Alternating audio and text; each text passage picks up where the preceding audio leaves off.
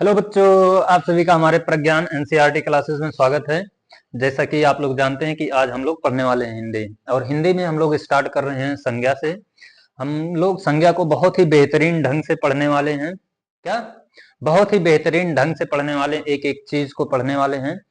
और आप लोग भी साथ में नोट्स बनाते रहिएगा। जितने लोग नोट्स नहीं बनाए वो लोग बनाते रहेंगे, ठीक है। सबसे पहले हम जानते हैं कि संज्ञा कहते किसे हैं। लिखते रहिएगा। किसी भी व्यक्ति, वस्तु,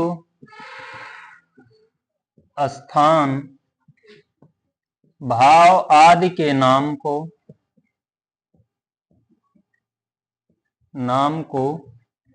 संज्ञा कहते हैं। क्या कहते हैं? संज्ञा कहते हैं, ठीक है। जैसे आप लोग लिख सकते हो,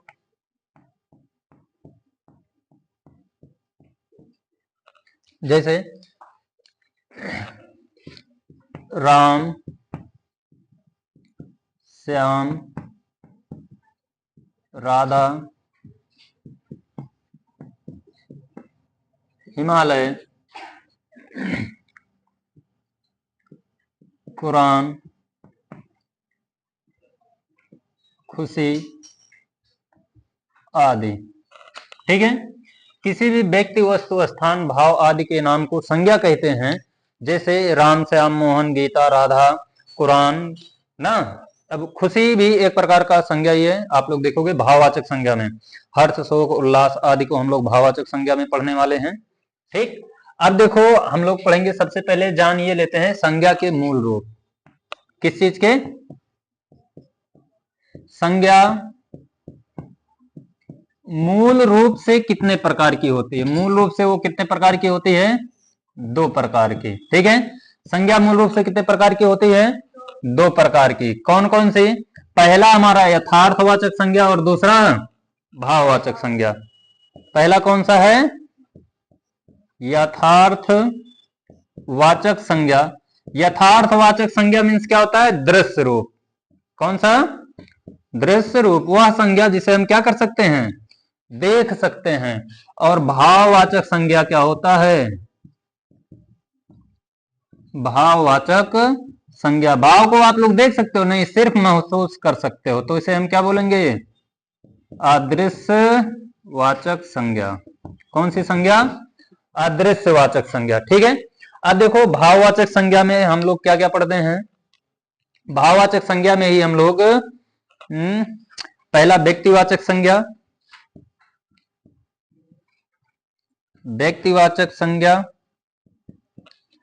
जातिवाचक संज्ञा,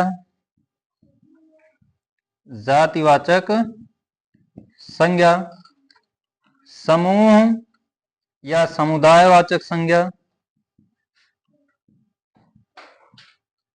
समुदायवाचक संज्ञा, और चौथा पढ़ेंगे हम लोग पदार्थवाचक संज्ञा, पदार्थवाचक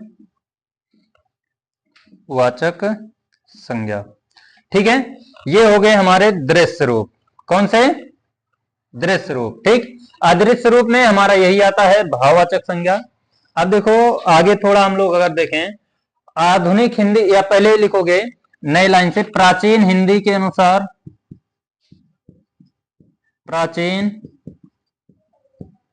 हिंदी के अनुसार संज्ञा के भेद, ठीक। प्राचीन हिंदी के अनुसार संज्ञा के कितने भेद थे? 5 भेद। कितने भेद? 5 भेद, ठीक है। कौन कौन से हैं? पहला है हमारा व्यक्तिवाचक संज्ञा, व्यक्तिवाचक संज्ञा। दूसरा है हमारा जातिवाचक संज्ञा, जातिवाचक संज्ञा।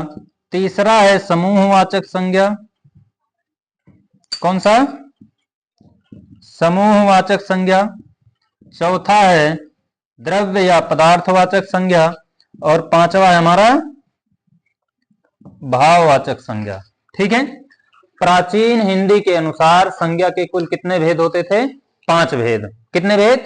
5 भेद: व्यक्तिवाचक संज्ञा, जातिवाचक संज्ञा, समूहवाचक संज्ञा, द्रव्य या पदार्थवाचक संज्ञा और भाववाचक संज्ञा। ठीक, अब देखो ये पहले बताओ, ये ऊपर वाला इतना नोट हो गया कि नहीं हो गया? फिर हम आगे बढ़े। नोट हो गया ऊपर वाला? हेडिंग बनाओगे, आधुनिक हिंदी के अनुसार संज्ञा के भेद। किसके अनुसार?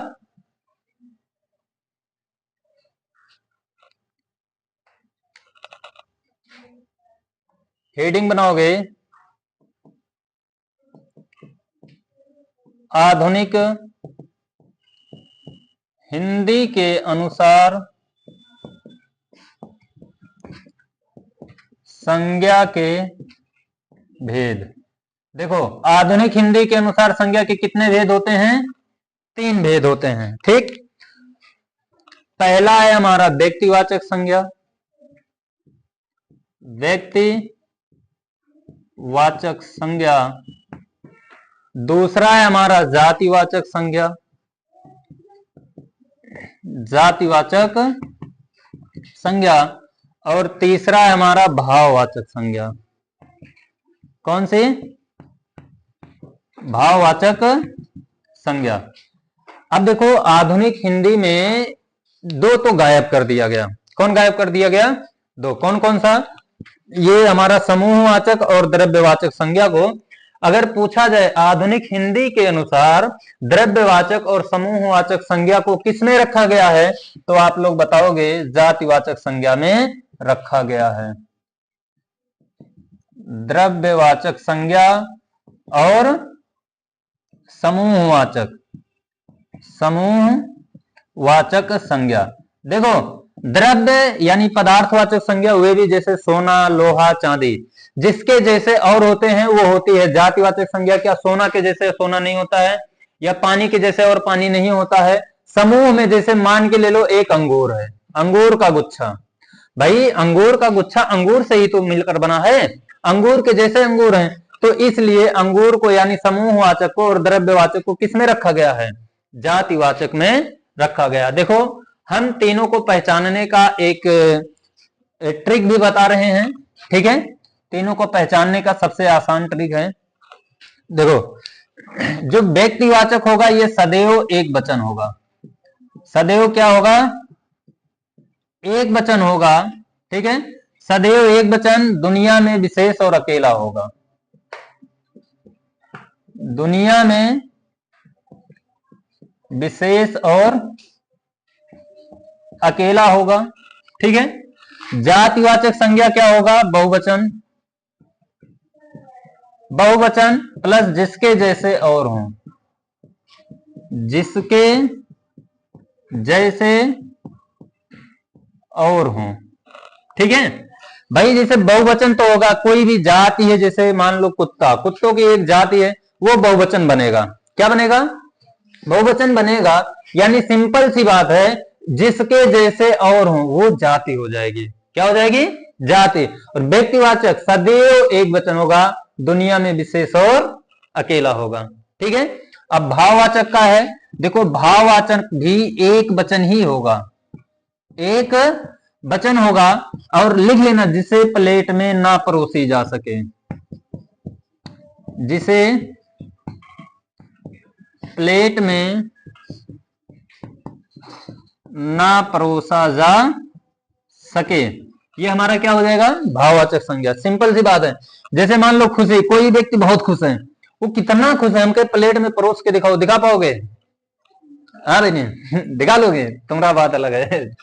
ठीक, यानी जो भाव है, भाव को हम कभी भी मान के चलो, कोई बहुत पीड़ित है, दुख है, वो दुख से करा रहा है, अब तुम उसके पास जाओ, पहुंचो, कह दो तुम कितना दुख हो, थाली में परोस के लाओ या प्लेट में परोस के लाओ, हम डॉक्टर को दिखा के लाएंगे, ये इतना दुख है, ये इतना, इसके पास इतना दुखी है, इतनी दुखी, इसी दुखी के हिसाब से इसे दवा दीजिए।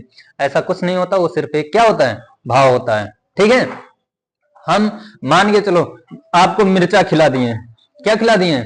मिर्चा खिला दिए, तीखा लग रहा है आपको। ठीक है, अब हम आपसे पूछें, आप उस तीखापन को, जो तिखास है, उसे थाली में परोस के हमें दिखाओ कितना, या प्लेट में परोसो, जितना तीखा उसी हिसाब से हम पानी देंगे आपको उसी हिसाब से मीठा देंगे। ऐसा हो पाएगा? ऐसा नहीं होता। वो एक भाव है जिसे हम क्या करते हैं, व्यक्त नहीं कर पाते हैं, सिर्फ महसूस करते हैं।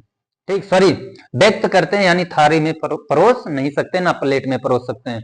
अभी कोई किसी को एक घुसा मार दे हिंच के, मान के चलो ये अभी उसे मार दे हिंच के एक ठो, ठीक, अब वो गुस्साएगी। अब हम पूछे तुम्हें कितना गुस्सा लगा है, थाली में परोसो, प्लेट में परोसो, परोस पाओगे? नहीं परोस पाओगे ना। तो हम लोग यहां तक पढ़े हैं। अब एक पॉइंट और पढ़ लेना कि अगर पूछे हिंदी के कुल कितने प्रकार होते हैं, या फिर संज्ञा, सॉरी हिंदी के नहीं, संज्ञा के कुल कितने प्रकार होते हैं, संज्ञा के कुल कितने प्रकार होते हैं, तो आप बताओगे 5 प्रकार। कौन कौन से? यही पांचों होंगे हमारे, ठीक है, यही पांचों, व्यक्तिवाचक, जातिवाचक, समूहवाचक, द्रव्यवाचक और भाववाचक संज्ञा। याद रहे, आधुनिक हिंदी के अनुसार सिर्फ संज्ञा के 3 भेद होते हैं। पूछे प्राचीन हिंदी के अनुसार 5, प्राचीन हिंदी के अनुसार संज्ञा के कितने भेद? 5 भेद, और संज्ञा के कुल भेद 5। लेकिन जब पूछा जाए आधुनिक हिंदी के अनुसार संज्ञा के कितने भेद हैं, तो 3 बताओगे, व्यक्तिवाचक, जातिवाचक और भाववाचक। जब पूछे आधुनिक हिंदी के अनुसार द्रव्यवाचक और भाववाचक को किस संज्ञा के अंतर्गत रखा गया, तुरंत बोलोगे जातिवाचक। तो ठीक है बच्चों, आज हम यहीं तक अपना सेशन रखने वाले हैं। वीडियो आप लोग को अच्छा लगे तो लाइक, शेयर और सब्सक्राइब जरूर करिएगा। धन्यवाद।